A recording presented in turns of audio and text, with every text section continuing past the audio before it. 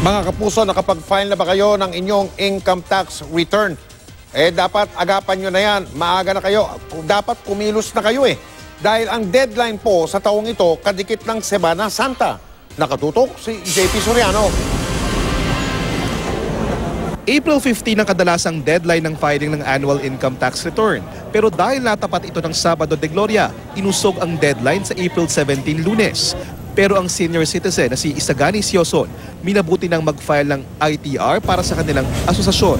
Maraming nahihilong senior citizen sa pila alam niyo naman, may edad na. Kaya maagap na kami ngayon. Ang amo naman ni Gerson Villacruz, tambak ng trabaho, kaya inutusan na siyang mag-file ng ITR bago pa ang deadline. Mag-file lang maaga para hindi ma-penalty.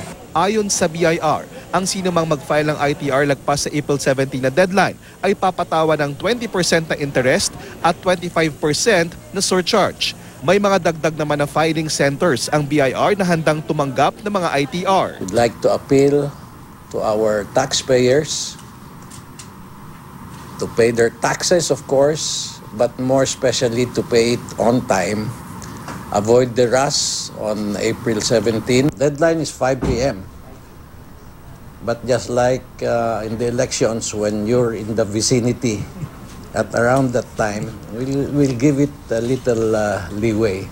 Ayon sa BIR, 80% ng kita ng gobyerno mula sa mga nakukolektang tax ng BIR, kaya raw mahalagang tumupad sa tungkulin ang mga mamamayan. Taxes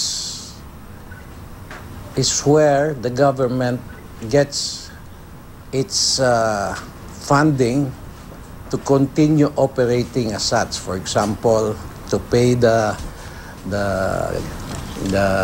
various government agencies, their salaries, to fund the infrastructure program, to fund the health programs. Kanina, inilunsad din ng BIR ang libreng tax guide for small businesses bilang gabay sa mga magpa-file ng ITR.